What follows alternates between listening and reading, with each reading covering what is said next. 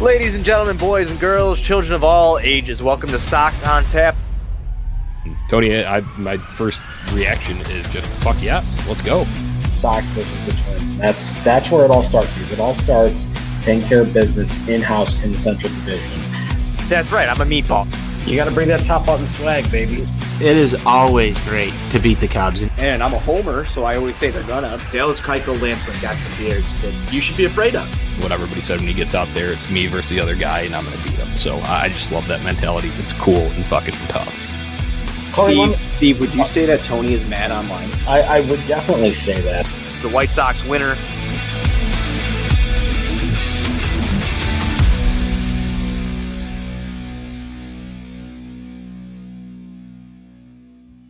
Ladies and gentlemen, boys and girls, children of all ages, welcome to Sox on Tap. I am your boy Buzz. I'm joined by my dude Tony, aka Tony on Tap, and we are here to discuss the Chicago White Sox winner 5-1 over the Baltimore Orioles. Before we do that, be sure you're going on TapSportsNet.com for all your Chicago sports literature and podcasting needs. Following us on Twitter at SoxOnTap, at OnTapSportsNet. Following Tony at Tony on Tap and me at Buzz on Tap. Anywhere you can listen to podcasts, you can listen to us. 5-star rating and review because that's cool and tough. And if you're at the ballpark or you need some awesome White Sox gear, stop by Grandstand. You can follow them on socials at Grandstand Sox. Go to grandstandsox.com. Check them out for all your White Sox or Chicago sports gear. Again, that's grandstandsox.com. Everybody, we are sorry. We've been gone for a little bit. It's been a very interesting week for the Sox on Tap crew. Some vacations, some crazy work meetings, some going to games really is what's taken us out of commission. Is us hitting the ballpark again. You really take it for granted. The podcast that is because we were just gone, like we forgot to work it into the schedule because we were always at a game. But we're here tonight, and it's great to be back for our first time in a couple days to talk about a Sox winner. Tony, how you doing, my man? Buzz, I'm doing fantastic. I'm feeling great.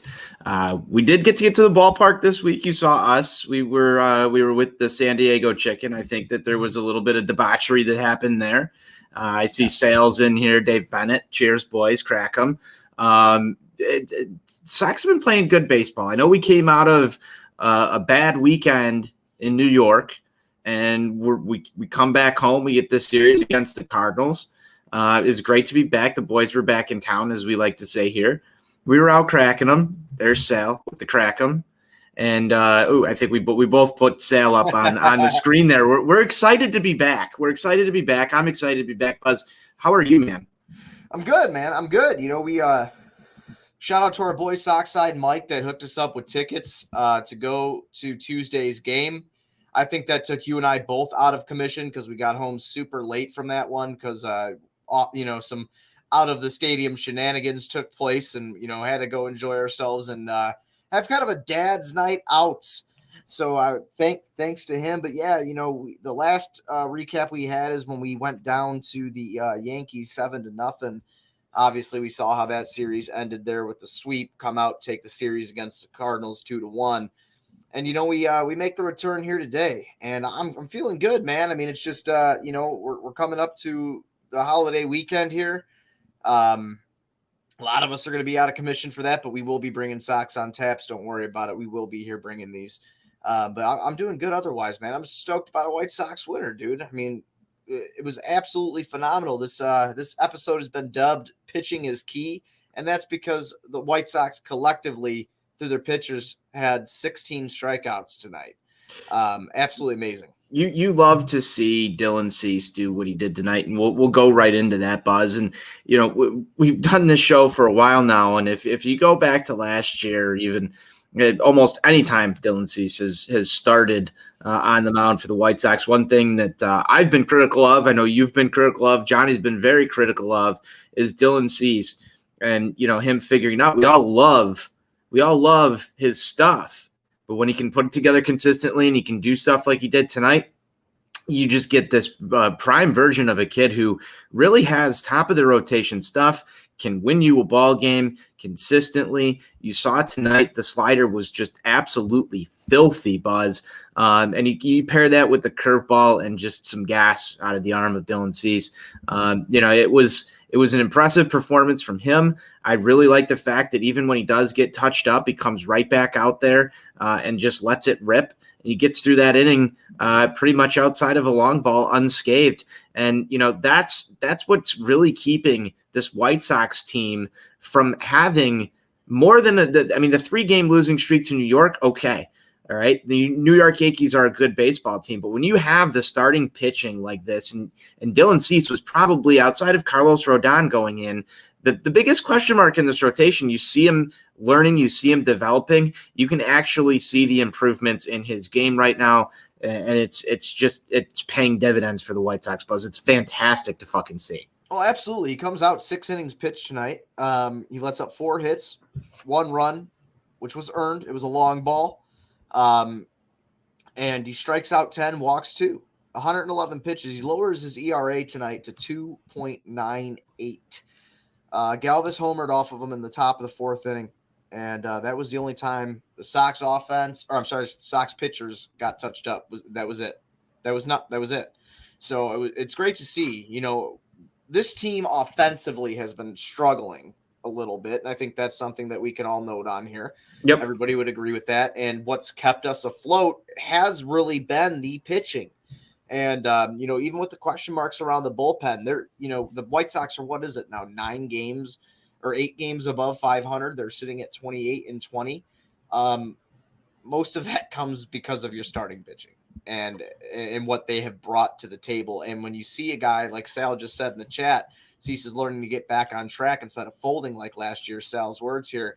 When you see a guy like Cease learning on the fly and pointing out what you said, being just having nasty ass stuff and harnessing it and controlling it, we're hard to beat with this rotation. You are very hard to beat with this rotation. It's incredible to watch because every day you almost feel like you've got your ace on the mound. Any one of these guys that's in the rotation 1 through 5 has that stuff to win you a ball game. I mean, just think about what we were dealing with a couple years back. It was like, okay, it's Ross Detweiler day. And I know we love Ross Detweiler on the show, Buzz. Ross the Boss, baby. The Boss. No Ross the Boss slander. Cracking them for Ross the Boss right here.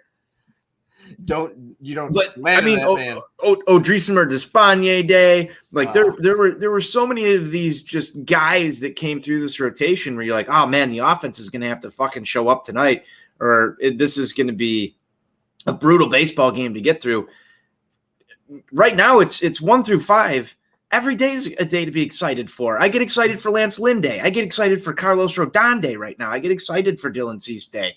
That's the fucking shit you want, man. This rotation is top notch. You see Dylan Cease do his job today. It's just next man up. And that's the fucking attitude that winners have, man. And it's just so cool to see. It's a goddamn I know you're not a basketball guy, but it's a goddamn Tibbism. Tom Thibodeau, next man up type deal. And they're performing. And I love seeing it because, like I said, we wouldn't be as optimistic right now if this pitching was what it was kind of in 19 and even parts of 2020. Not 2020 they were good for the most part, but there's parts of 2020 where they weren't. But they've kept us afloat, and I'm going to take it all day. We start the scoring off tonight in the bottom of the 2nd. A ball that was absolutely massacred by Yermin Mercedes. Absolutely massacred. From what I saw online, 116 miles per hour off the bat. That's unfucking believably cool and tough. He blasts this ball. He gets the offense going. Nice to see him go deep again. We needed it. And again, when I say that this offense has been stagnant, it really has been. Runners in scoring position has been an issue. That was an issue yesterday, closing the series out against the Cardinals. That it's just you get guys in spots on the base path and you can't get them home. You can't score.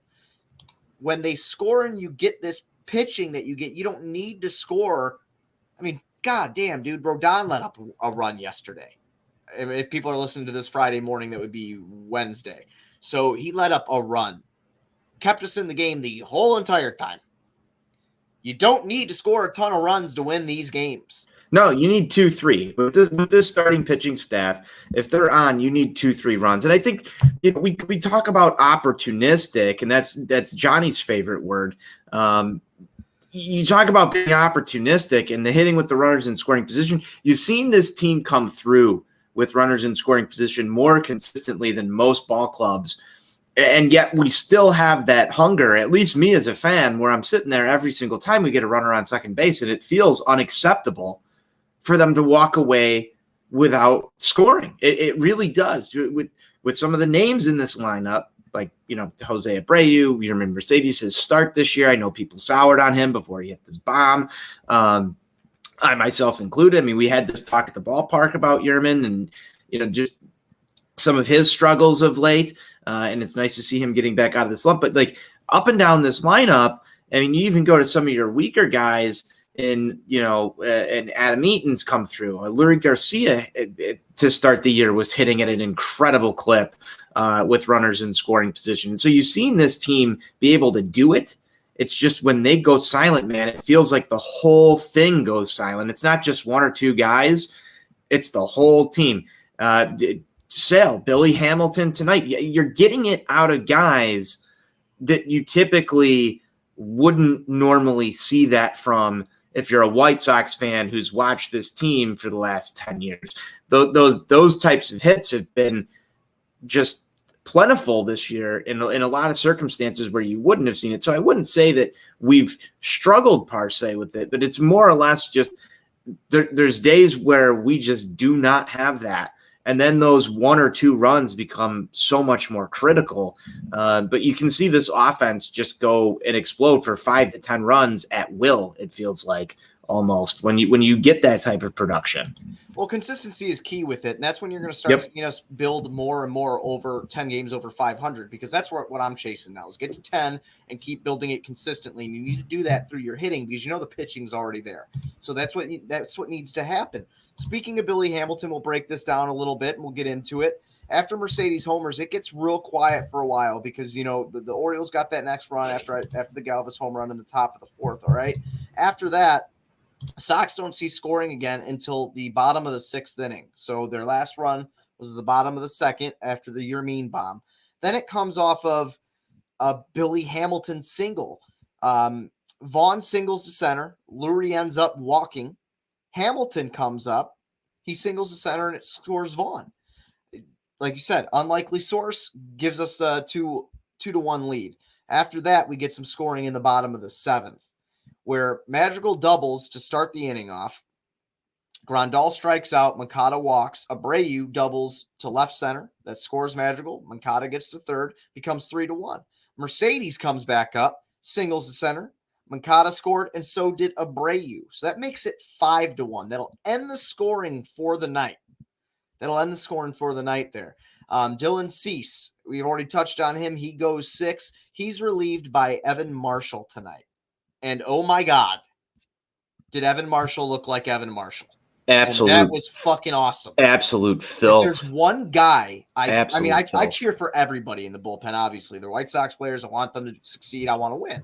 Evan Marshall's that guy who's my favorite bullpen piece. I mean, that's including Liam Hendricks. It's including I love Michael Kopech, but I look more as a long-term starter type deal with Michael Kopech where he's going to end up.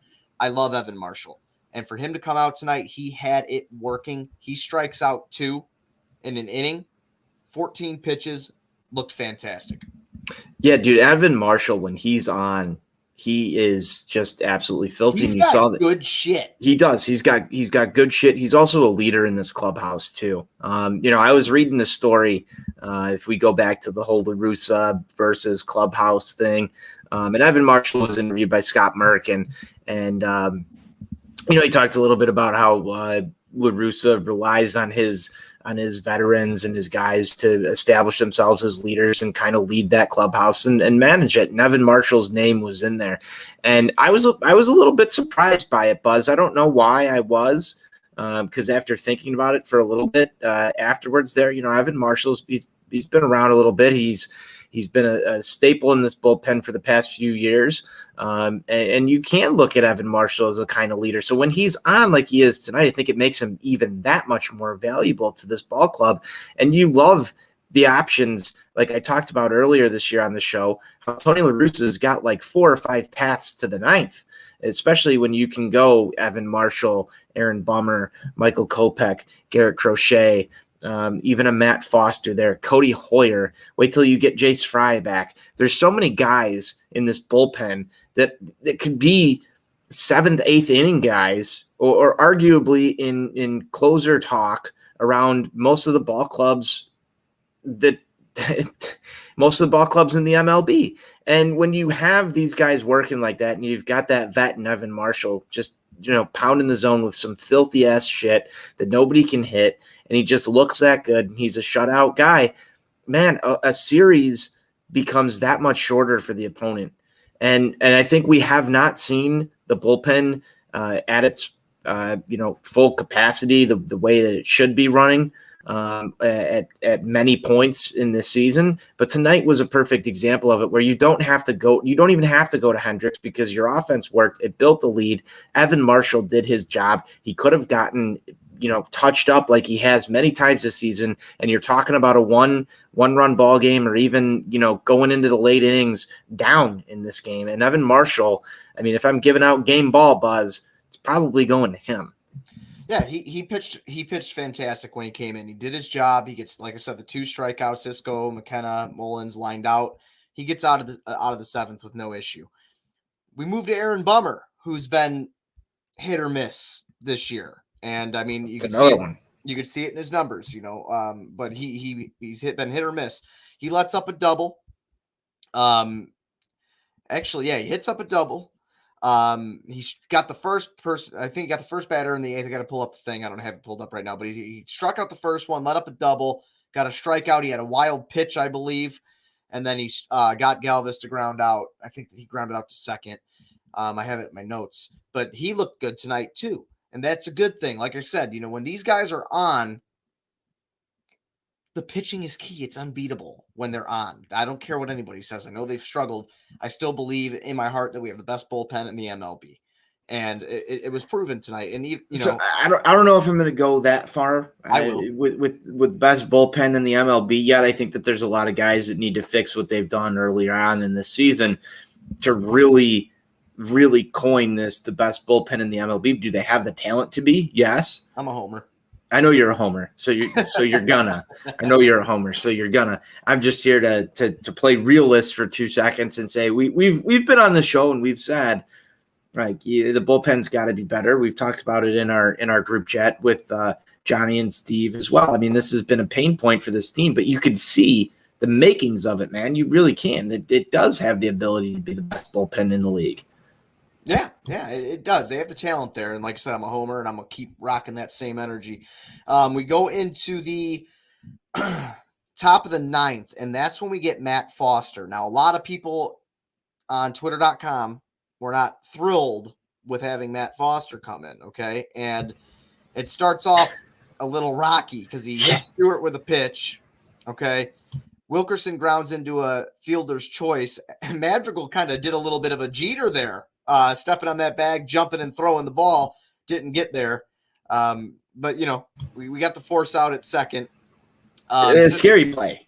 Yeah, it was. Very scary play. Yeah, it was. I was a little afraid for Abreu there, but he's fine. Good juju. He's fine. After the game, he was laughing, jogging over to Tony La Russa to give him a little bit of the cup there, and everything was all good. So after Wilkerson grounded into the fielder's choice, Cisco strikes out swinging, and then he strikes out McKenna. Now, I don't want to say this affected the batters, but I know it definitely affected me because it was kind of annoying the shit out of me, but it was funny because they had something going. But So I just want to make a ruling on this, and I feel like there's a lot of things that we've got to talk about because it was our first game back the other day together in the stands, and it was the first game we saw with somewhat of a capacity to it. Yeah. So a lot of new White Sox fans out there, a lot of new fans, a lot of people that we've been going to these things for a little while, and there's a lot of new fans out there in the ballpark. There's things that are acceptable. There's things that are not. And I might have to write maybe an opinion piece on OnTapSportsNet.com, Buzz, about ballpark etiquette for new White Sox fans. So the clap that we saw tonight, fantastic. didn't interfere with anything, gave the game kind of a ninth inning energy to it. I love it. I think we should adopt that because I think it's intimidating to the opposing pitcher. Let's do something collectively together to intimidate and scare and bring good vibes to the team. Things you don't do. Build a fucking cup snake. Do the woo. Start the wave. Like, bad. Those things are bad. And we've got a lot of new fans at the ballpark because this team is hot. This team is good. So you're going to see a lot of different faces out there at the ballpark who want to join in on the fun. But I think we need to establish some ground rules here. It's okay to jump on the White Sox bandwagon, but there's just things you don't do at the old Comiskey Park. And some of those things, like I said, the woo, that one drives me fucking up the wall. The cup snake thing, keep that over at Wrigley. The wave, we know how the boys over in 108 and a few other places feel about the wave buzz. I think we need to educate. Ballpark etiquette. What do you think? Yeah, no, I pretty much agree with the sentiment there. I thought it was, like I said, it kind of annoyed me a couple times with I'm trying to take notes and shit. You know what I'm saying? It's just like I kept hearing it, but I dug it because there was an energy there, and it looked like those people were super excited to be out at the ballpark, and I'm not going to take the fun away. Cup snake's fucking stupid. I'll say that. I hate that more than I hate the woo or the wave. So I'll throw that out there. Sal, throwing beers is a no-no. That's the other thing too. Like there's been some brawls and stuff. I love the energy. I know everybody's been locked up from COVID and you're seeing all this stuff out there at the ballpark. And it's not just at the old rate where you're seeing people throwing beers and doing some stupid shit. But let's try and have a positive attitude a little bit here, Buzz. We don't need, we talked to a security guard while we were there for pretty much the whole game. And he's going to come on the show. Yeah, I think we might get him on the show too, which was going to be awesome because we got a lot of questions for this guy, and I think he's going to be a good interview. But let's do less of the fighting and the throwing the beers and the wooing and that stuff, and I would rather the energy be spent, bringing a ninth inning vibe every inning for every batter and annoy the shit out of the opposing team. Like, let's focus our energy where it can be at least somewhat helpful and create a hostile environment for the opposing team on the field rather than our own fans. Absolutely. Bring the positive juju, bring the intimidation to the other squad, and let's all, as a collective unit, come out and get some dubs and reach that ultimate goal. You want to see Jose Abreu scooping Tony La Russa after every ball game. So that's the end goal, right, Buzz? I think so. And we were talking about it a bit before, but Foster comes in, he performs great in his one inning there in the top of the ninth. 2 strikeouts on 16 pitches. Not touched up at all. I loved everything that I saw tonight. It was a good game. It was good to get the bats going when we needed them to. Good to get hits from Billy Hamilton to score some runs there. Have our big guys step up like Yermin Mercedes, Jose Abreu, Nick Madrigal, 2 hits again. Another multi-hit game for him, raises that average to 306. So I'm excited. Andrew Vaughn, my pick to click tonight. He has 2 hits as well. So, and I believe he did not walk. He did not walk tonight. My bad. But anyway, I digress. Great game. Great way to start off the series. 4-game set. Let's go get another one. So I got to ask, you're in a different spot than you normally are when we do these shows. Are you like hunched over in the couch? You look pretty comfy. It's like late night over in the Buzz Cave. Oh, no, I'm in my spot, dude. I'm just laying down. Usually the computer's over to my left, and it faces like the back where all the signs and stuff are. But, man, Buzz is tired, man. As I was telling you before, and, we kind of alluded to in the beginning of the show, a lot of our hiatus over the last few days has just been because of work and just, to let everybody know on the outside looking into SoxOnTap, the people that listen and support us all the time, which I appreciate all of it. I work in the tanking industry. So basically right now is every day is filled with meetings due to, fuel basically, and trying to get fuel additives to different states throughout the country that need it, that are on emergency stock. So I have been basically full to the brim with actual day job stuff that has really hindered a lot of my time. And I know you're in the same industry that I'm in for the most part, so you've been feeling those effects as well. So that's why we've been gone. Steve has been very busy as well. Johnny has been, busy, and, he's actually up at his cabin in Wisconsin right now for the holiday weekend. And it's just been kind of crazy lately. So that's, I've just been kind of tired and whatnot. We've also been having a good time too. We did take a day and go to the ballpark because we do enjoy this team just as much as everybody else does, and that's why we do this. Is because we enjoy watching White Sox baseball, taking in White Sox baseball. And we ran into some staffing issues over the past few days, and that's going to happen from time to time. But we will try and be better. Yeah, Nani's up killing bush lights in Wisconsin. He absolutely is. I talked to him earlier today. He's up there killing some bush lights. And, over the holiday weekend, we're going to try and make this fun. I know everybody's going to be pretty much gone. You're heading up to Wisconsin too, Buzz. Yeah. I'm going to be here watching White Sox baseball. I'm going to try and, maybe get some new voices on the show through the weekend. I'm going to do my best. But we're going to have some fun over Memorial Day weekend. Maybe we'll try some new things just to get through the weekend. And then the regular crew should be back all next week, Buzz. We'll be rolling full steam ahead as we head into June.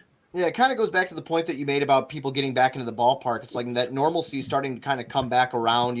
Both you and I are fully vaccinated and everything like that. And, it's just you're kind of getting back into the swing of things. I mean, think about if you followed Sox on Tap in 2019, there was multiple shows where Tony went solo or I went solo or Nani or whatever at the time because we were always out at the ballpark. Like that's what we were kind of doing. And on Tuesday, and we can't wait to get back in Lot B with all of you. And I think if anybody who's picked this show up over the last year or even in 2020, who's not familiar with the On Tap crew, that's our thing. We like being out there. We like tailgating. We like having a good time. Lot B is the place to find us. It's been way too long. It's been absolutely way too long. I still think back to the last tailgate we had, which was the halfway to St. Patrick's Day doubleheader. There was a ton of familiar faces out there that were in White Sox Twitter who came out. White Sox Dave was there. Austin DeZick, Andrew Kinsler. You've heard his voice on the show. Carrie, that baseball fan, was with us as well. The 108 guys. Just a ton of the community out there, and that's what we love about doing this, man, is going out into the ballpark, having a good time, and then talking about White Sox baseball. And I can't wait to get back in Lot B with you, man.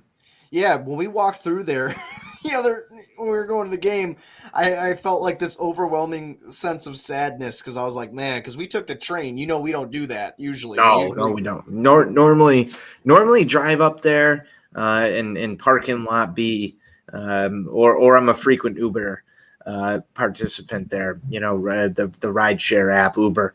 I like to take that up there if I'm not driving. That was my first Metro ride, man. I'm going to be honest. That was my first Metro ride in like 5 or 6 years. But what's funny is like when you said Uber, I'm like, dude, I don't even have Uber on my phone. Like I don't have it. Like how I know that people are probably like, why did you say rideshare app? Because I'm explaining it to Buzz. He has no idea what Uber is. True story. I asked him how he got to the train. He walked to the train.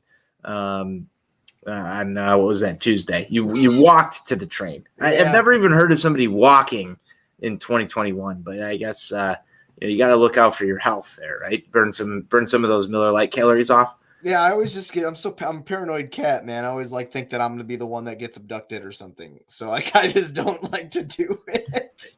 Like when they dropped you off the other night and I was in the car, I'm like, oh my God. I'm like, I'm scared. Like this, I don't know about this. I was curious how the rest of the Uber ride went because I didn't get the chance to discuss this with you. But that was just a good night, man. It was good to get back to the ballpark.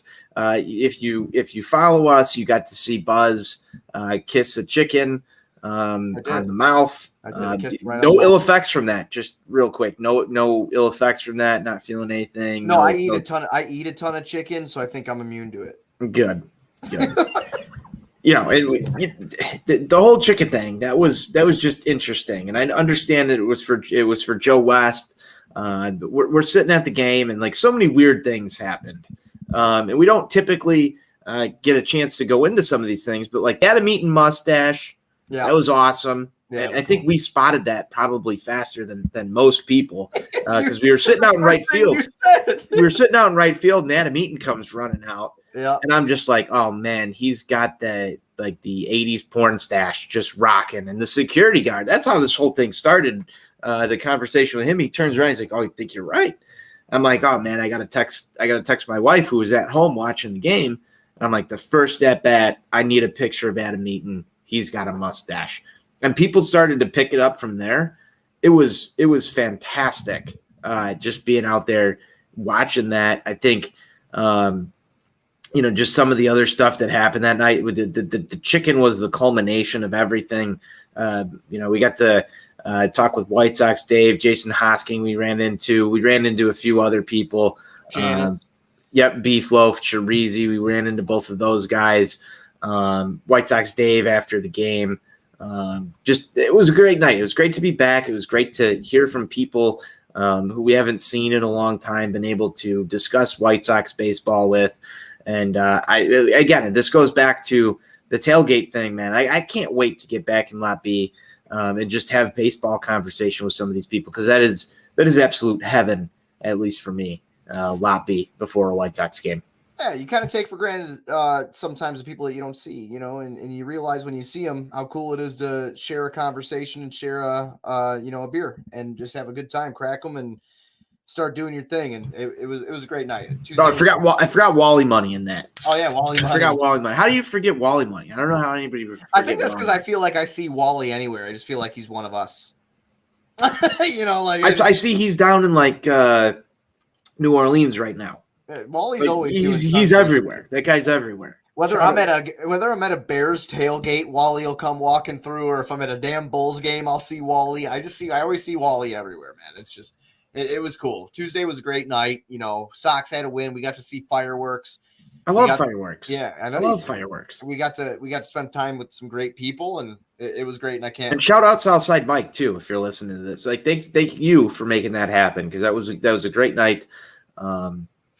Just fun times at the ballpark. And if you haven't been out to a White Sox game in a while, I encourage you to do so, because this team is awesome. The ballpark experience is slowly creeping back to what it used to be, Buzz. It's going to be a fun summer on the south side of Chicago. Absolutely. Well, we will get into the next game here, Tone. Again, it's Baltimore. It's tomorrow, Friday night, 7:10 p.m. Central, or tonight if you're listening Friday morning. The pitching matchup is going to be Dallas Keuchel, 3-1, 4.28 ERA, 54 and 2/3 innings pitched. He's let up 53 hits. He's struck out 28, walked 17, let up 5 long balls. Going up against Matt Harvey, 6.31 ERA, 45 and 2/3 innings pitched, 59 hits, 36 strikeouts, 13 walks, 6 long balls let up for Harvey there. So that's the Sox matchup tomorrow. Get to Harvey right away, rock him, get to that bullpen for Baltimore, and let's cruise to a dub. Hey, I want that too. And if Matt Harvey, you're just throwing out names here for Baltimore. This is a series that this team should win. This should be a cakewalk. You don't want to take any baseball game for granted just because that's the game of baseball. But Matt Harvey on the mound against the Chicago White Sox. I mean, 6.31 ERA, just like you said. Tomorrow should be an offensive explosion. You put up 5 tonight. I want the bats getting hot early. Give Dallas Keuchel a lead to work with. I never thought I'd say this. I talk about the rotation a little bit earlier, Buzz. But right now, if I feel like there's one guy who I'm least confident in, it's Dallas Keuchel. And that's, I'm not even trying to slander Dallas Keuchel. I'm just the least confident that the White Sox are going to win a game with him, because I think his stuff isn't as dominant as anybody else in the rotation. And we're talking about a guy who's 3-1 with a 4.28 ERA. That's not necessarily a bad. Not necessarily bad. That's not necessarily bad at all. Not the numbers, the fact that you're not confident. It's not a bad thing. Like you're least confident, you meaning? Yeah, no, right. Dude, he still has the stuff to get the job done. He was the guy that you bring in to kind of anchor this rotation outside of Lance Lynn. Dallas Keuchel's stuff is still there. It's just that everybody else has outperformed him to this point, and I want him to be next man up and come out and shove tomorrow. That's a good problem to have. But I want that offense out early on Matt Harvey. Yeah, this should be a shit show. This should be a laugher. I want to pour on the runs. Yeah, take the spread on the White Sox tomorrow. I'm bringing the hot spot up to Wisconsin. And, I'll be watching the game. Hopefully I'll be there already parked and at the cabin by then. They don't have internet or cable. Crooked numbers tomorrow night. So crooked numbers. That's what we need. So I'll be watching the game tomorrow, and hopefully we get to Harvey right away, and we can enjoy a great start to a holiday weekend. You got a pick to click, my friend? Pick to click tomorrow? You know what? I want Yohan Moncada. I want a Yohan Moncada bat drop. I know tonight was his birthday. I think he's out partying with Tony La Russa right now somewhere in Northwest Indiana. He's going to be ready to go tomorrow. Things are going to be swinging. They're filming Disastre Personnel too, and Tony La Russa is starring in it. It's going to be a great night for Yohan. Tomorrow he's going to be ready to go, pump a home run, maybe a triple, 4 or 5 RBIs, big Yohan Moncada game. I'm going with Sal. I'm going TA7. That's who I'm going tomorrow. I think he'll be back in the lineup after his general soreness. And that's what I'm looking forward to. When Keuchel's on the after mound, his general soreness. Can we talk about general soreness for 2 seconds? I feel it every day. General soreness. Because I can, my whole back has general soreness. Yeah. I want a day off for general soreness. I need a day off. Can you? I'm not trying to slander Timmy. I'm not trying to slander Tony with this. I just want to know, do you experience general soreness, and can you call off work for general soreness? Do I experience it? I'm experiencing it right now. And can I call off? I could, but I don't, because I gotta make that bread, man. So that's what I gotta do. But I'm looking for a big game out of him tomorrow. You need your best players out there behind Dallas Keuchel. He's a ground ball pitcher. So I'd like to have, I know Madrigal's had some blunders, but he's good at second base. So I'd like to have him, TA7, and Moncada out there in the field. For 2 seconds, I love the Yo-Yo, TLR, and Steve hanging out in NWI. NWI Steve's out there. He's supposed to be here. And he's supposed to be here with us, but that's why he's not on this show. He's hanging out with those guys. He's hanging out with those guys. Yohan's birthday. Can't get mad about that. NWI Steve out there showing TLR and Yo-Yo around NWI. Absolutely, man. Well, that's all I got, man. I feel like we already did a bunch of shout-outs when we were talking about people that we wanted to see, that we saw at the ballpark, and that we've got to spend time with. So that's all I have for tonight's episode, man. You got anything else before we ride out here in the sunset? I mean, I could talk White Sox all day with you, Buzz, but I know you've got to get up. I know you've got to go to work tomorrow. I've got to work tomorrow too. Just enjoy these White Sox winners, man. And I continue to do that. Crack them for another White Sox winner. Cheers to you. Cheers to everybody who listened to this. Buzz, close this down how you normally do. Tell everybody where you can find us. You can find us at ontapsportsnet.com. You can get all your Chicago sports literature and podcasting needs there. You can follow us on Twitter at SoxOnTap, at OnTapSportsNet. Follow Tony at TonyOnTap and me at BuzzOnTap.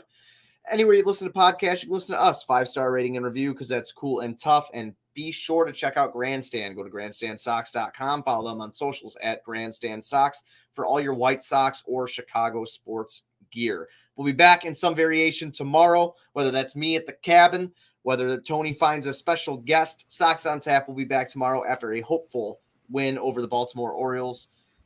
White Sox forever. White Sox forever.